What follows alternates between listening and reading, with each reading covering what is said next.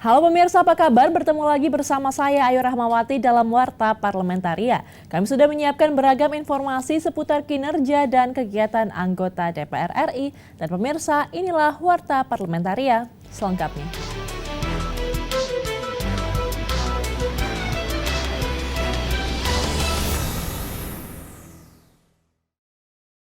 Komisi 6 DPR RI merekomendasikan maskapai penerbangan nasional Garuda Indonesia melakukan restrukturisasi sebagai upaya penyelamatan dan pengurangan beban perusahaan. Di Gedung Nusantara 1 DPR RI Jakarta, Wakil Ketua Komisi 6 DPR RI Haikal mengatakan restrukturisasi tersebut harus dilakukan secara menyeluruh baik pada manajemen, pelaksanaan teknis hingga operasional. Garuda Indonesia juga diminta berkoordinasi dengan Kementerian BUMN untuk meminimalisasi kerugian operasional. Renegosiasi dengan pihak lessor juga harus terus dipercepat. Merestrukturisasi usahanya Garuda sendiri, entah misalnya melalui menutup entity yang sekarang, terus kemudian membuka yang baru. Nah, hal-hal ini yang kita minta untuk Garuda jajaki dengan Kementerian BUMN, terus nanti paparkan kembali kepada kita, tapi intinya semangatnya adalah supaya Garuda tetap beroperasi. Sementara itu, anggota Komisi 6 DPR RI Nasril Bahar menolak opsi penyelamatan Direksi Garuda Indonesia terkait penundaan kewajiban pembayaran utang. Hal ini dinilai memiliki resiko yang besar karena Garuda Indonesia akan terpailitkan jika tidak mencapai kesepakatan. Merah Putih harus tegak lurus ya, Merah Putih harus berdaulat, dan Garuda harus terbang. Justru karena itu Komisi 6 secara politik memberikan dukungan penuh kepada Garuda untuk melakukan apa yang terbaik untuk flag Indonesia Carrier kita. Di tahun 2020, Garuda Indonesia mengalami kerugian bersih sebesar 2,5 miliar dolar Amerika Serikat atau setara 35 triliun rupiah. Andri, TVR Parlemen, melaporkan. Pemirsa, Komisi 7 DPR RI gelar uji kepatutan dan kelayakan calon ketua dan anggota Komite Badan Pengatur Hilir Minyak dan Gas Bumi atau BPH Migas periode 2021-2025. Dari 18 nama calon, 9 nama akan dipilih dalam keanggotaan Komite BPH Migas untuk 5 tahun ke depan.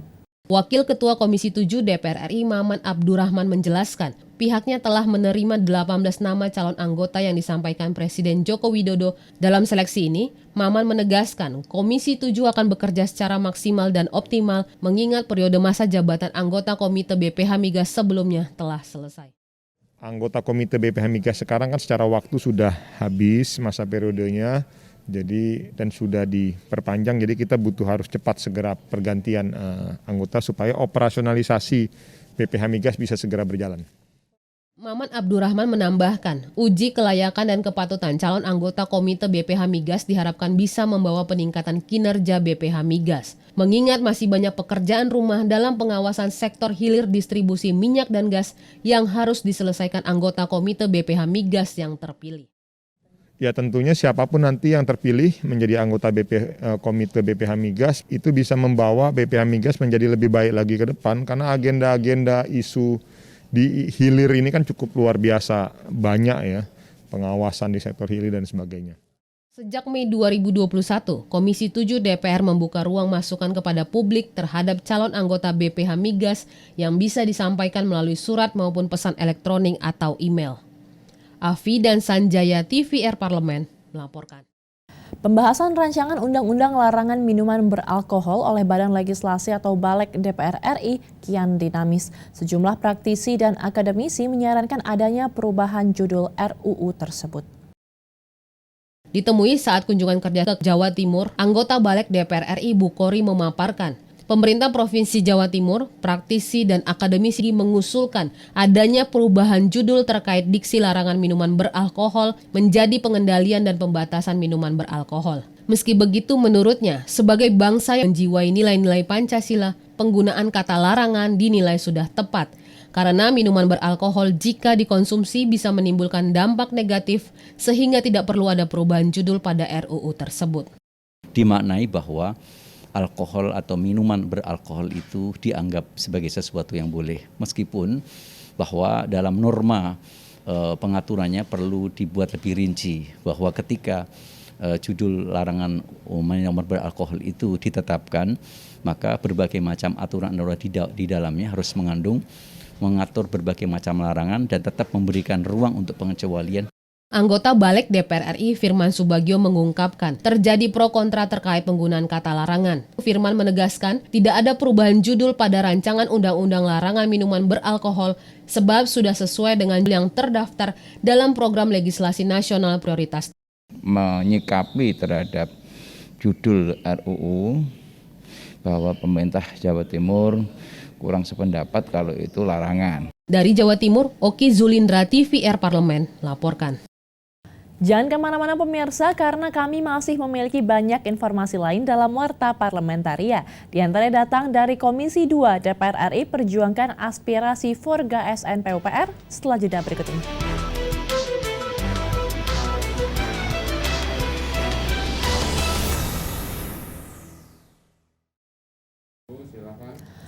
Guna memastikan kesejahteraan dan jenjang karir pegawai honorer di Kementerian PUPR, anggota Komisi 2 DPR RI Rifki Nizami Karsayuda mendesak Kementerian PAN-RB dan BKN membuat peraturan teknis yang mengacu pada Undang-Undang ASN sehingga pegawai honorer dapat menjadi aparatur sipil negara dari jalur P3K. Ditemui usai menerima audiensi Forum Nasional Pegawai Non-Aparatur Sipil Negara Kementerian PUPR atau Forgasen PUPR di Gedung Nusantara 1 DPR RI Jakarta, anggota Komisi 2 DPR Rifki Nizami Karsayuda menegaskan, Undang-Undang Nomor 5 Tahun 2014 tentang ASN memberi ruang kepada pegawai honorer menjadi ASN dengan jalur P3K. Rifki berkomitmen memfasilitasi pertemuan dengan BKN, Kemenpan RB dan Kementerian PUPR sehingga bisa menghasilkan kebijakan untuk mengangkat tenaga honorer menjadi P3K. Apakah P3K ini nanti term waktu bekerjanya bisa lebih permanen, ada jaminan tidak mereka bisa bekerja dengan lebih lama, dan yang paling penting bagaimana soal jenjang karir mereka. Semua ini kita ingin pastikan dalam peraturan yang lebih teknis yang ada di Kemenpan RB dan di BKN, dan hal-hal lain yang harus kita sesuaikan dalam undang-undang. Sekretaris Forgasen PUPR Egy Sandi menyatakan ada 19.000 tenaga honorer yang belum mendapatkan kepastian status kepegawaian. Ia menyayangkan tidak adanya pembukaan formasi P3K dalam penerimaan CPNS di tahun 2021. Kedepannya itu secara teknis kita itu disimpan sebagai apa gitu, apa kejelasan statusnya segala macam. Hilman dan Rifki TVR Parlemen melaporkan. Komisi 5 DPR RI mendorong segenap stakeholder jajaran Kementerian Desa, Pembangunan Daerah Tertinggal dan Transmigrasi atau Kemendesa PDTT untuk fokus kepada upaya pembangunan desa daerah tertinggal dan transmigrasi dalam perencanaan programnya. Dalam pembahasan program kerja tahun anggaran 2022, anggota Komisi 5 DPR RI Muhammad Fauzi mendorong sinergi program yang diperlukan dalam upaya peningkatan sumber daya manusia serta peningkatan perekonomian di desa. Fauzi berharap realokasi anggaran dari program yang telah diprioritaskan harus tepat sasaran dan dapat memberikan dampak yang bermanfaat bagi kehidupan masyarakat. Kementerian ini adalah kan tetap fokus kepada peningkatan sumber daya manusia. Nah, karena itu kita harus sinergikan dengan program-program itu, salah satunya. Misalkan stunting itu harus ditekan. Tidak ketemu gitu antara poksinya, kepentingan poksinya dengan penganggaran yang ada. Sementara itu, anggota Komisi 5 DPR Edi Santana meminta Kementerian Desa dan PDTT melakukan program pembangunan desa yang bersifat padat karya seperti program desa wisata dan revitalisasi badan usaha milik desa. Selain itu, berfokus pada program yang berdampak langsung pada pembangunan desa dan bermanfaat bagi kehidupan masyarakat serta perekonomian di pedesaan. Dan kita menyarankan juga boleh dong bangun kantor desa. Ada desa yang sekarang ini masih numpang di rumah kepala desanya, kantor desa. Nah kan tidak seperti itu harusnya. Itu kan untuk pelayanan. Kantor desa itu untuk pelayanan. Jadi boleh dong untuk dianggarkan. Mario dan Dwi TVR Parlemen melaporkan.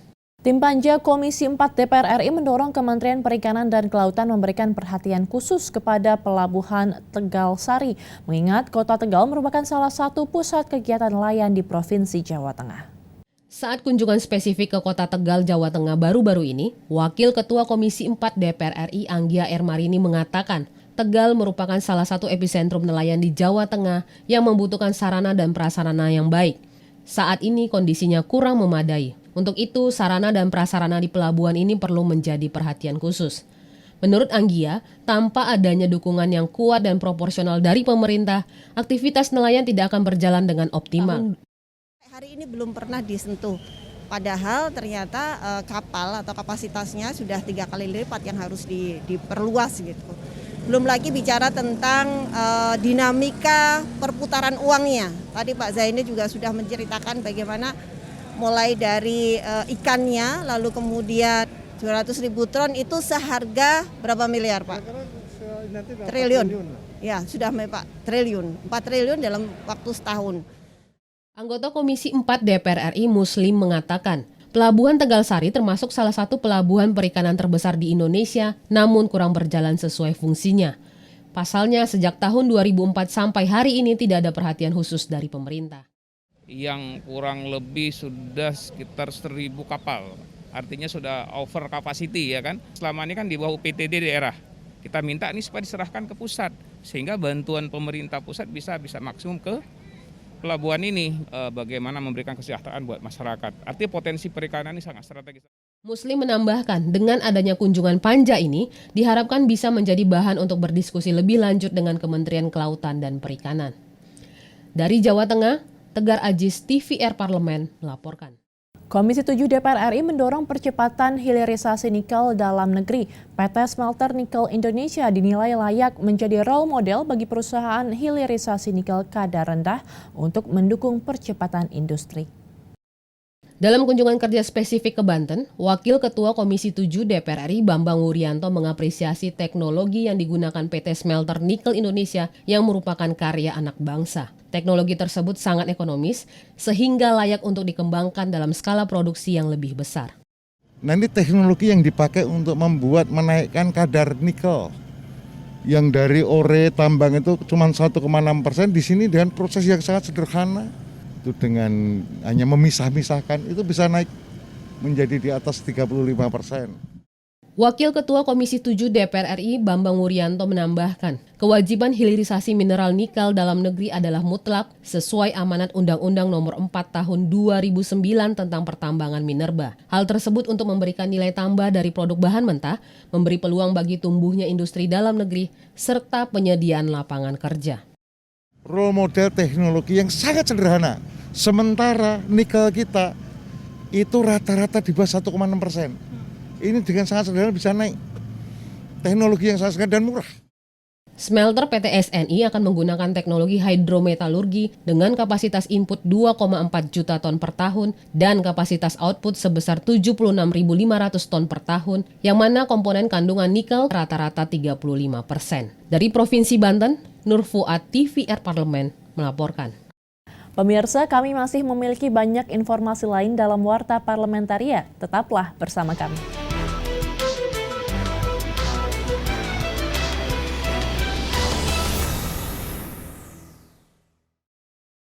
Anggota Komisi 4 DPR RI mendorong pemerintah menyediakan fasilitas pengolahan limbah B3 dari rumah sakit.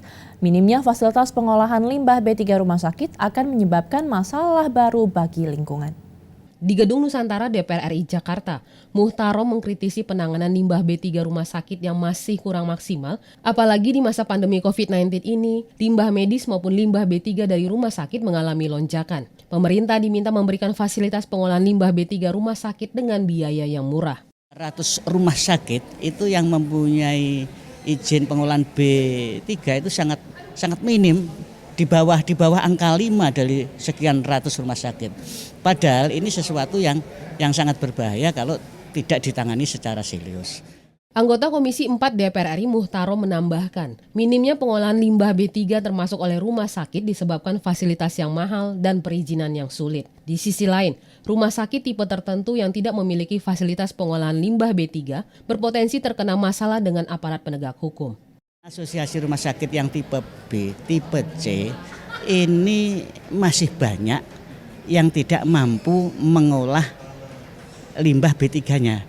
Karena yang pertama, memang sarana prasarannya mahal dan izinnya memang memang agak susah. Sementara itu, Sekjen Perhimpunan Rumah Sakit atau Persi, Lia Partakusuma mengatakan, limbah medis dari alat-alat yang digunakan dalam penanganan COVID-19 harus ditangani dengan baik, seperti masker bekas pakai, selang oksigen, dan jarum suntik. Vinita dan Aang, TVR Parlemen, melaporkan.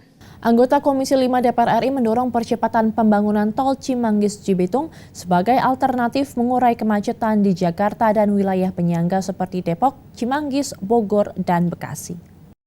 Dalam kunjungan kerja spesifik ke Jawa Barat, Mulyadi mengapresiasi pembukaan tol Cimanggis-Cibitung Seksi 1. Jalan tol ini sangat dibutuhkan masyarakat di daerah sekitar untuk mempercepat waktu tempuh. Pembangunan jalan tol Cimanggis-Cibitung diharapkan bisa memacu pertumbuhan ekonomi di daerah yang dilalui ruas tol. Itu menghemat luar biasa ya. Keberadaan jalan tol ini justru juga mengklarifikasi tentang pembangunan pemerintah yang begitu luar biasa ya, terutama pembangunan jalan tol. Jadi harusnya setiap pembangunan itu orientasinya memang harus jadi solusi, Pak ya. Jadi artinya keberadaan jalan tol Cimanggis-Cibitung ini justru menjadi contoh bahwa tol menjadi solusi. Sementara itu, anggota Komisi 5 DPR RI Sudewo menyatakan, selama ini distribusi barang sering terhambat akibat kemacetan parah di ruas tol Jor dan tol Cikampek. Untuk itu, pembangunan tol Cimanggis-Cibitung harus dipercepat agar selesai sesuai target waktu yang telah ditetapkan. Sebenarnya kan harus selesai di akhir tahun 2021, tetapi karena faktor pembebasan lahan, sehingga mundur menjadi pertengahan 2022. Pertengahan 2022 ini jangan sampai mundur lagi, itu harus sudah selesai. Tol Cimanggis-Cibitung memiliki panjang 26,2 km. Adapun seksi 1 sepanjang 5,27 km dimulai dari Cimanggis, Depok hingga Transyogi Cibubur telah beroperasi pada Oktober tahun 2020. Dari Jawa Barat, Fajar Ilhami TVR Parlemen melaporkan. Ketua DPR RI Dr. Honoris Causa Puan Maharani menegaskan pentingnya menguatkan industri pertahanan dalam negeri sebagai salah satu cara memenuhi ketersediaan alat peralatan pertahanan nasional. Saat memberikan kuliah umum di Sesko Angkatan Darat Jakarta, Puan Maharani mengatakan hal itu sesuai amanat Undang-Undang Industri Pertahanan agar mewujudkan ketersediaan alat peralatan pertahanan dan keamanan secara mandiri dan memajukan keunggulan SDM. Di satu sisi, industri pertahanan nasional masih memiliki keterbatasan baik kapasitas produksi maupun penguasaan teknologi militer. Industri pertahanan menjadi salah satu ujung tombak dalam mengembangkan sistem pertahanan secara mandiri untuk memenuhi kualitas dan kuantitas alutsista yang sesuai dengan karakteristik kewilayahan dan potensi ancaman yang dihadapi, juga untuk membangun deteran efek terhadap negara lain. Ketua DPR RI Puan Maharani menambahkan, dalam pembangunan industri pertahanan nasional diperlukan strategi diplomasi yang kuat, terutama dengan negara-negara yang unggul di bidang teknologi militer. Negara yang memiliki industri pertahanan yang kuat dan maju bisa lebih mengendalikan arah politik yang berpengaruh dalam hubungan diplomatik. Akan lebih kuat, akan lebih manunggal, akan lebih menyatu dengan rakyat jika kemudian tentu saja dilengkapi dengan persenjataan yang sesuai dengan wilayah dan geopolitik Indonesia. Ketua DPR RI Puan Maharani juga mengatakan, kekuatan pertahanan nasional membutuhkan juga sangat ditentukan oleh SDM yang unggul. Tim Liputan TVR Parlemen melaporkan. Pemirsa, demikianlah beragam informasi seputar aktivitas DPR RI yang sudah kami susun dalam Warta Parlementaria. Saya Ayu Rahmawati beserta kerabat kerja yang bertugas undur diri. Terima kasih atas perhatian Anda. Sampai jumpa.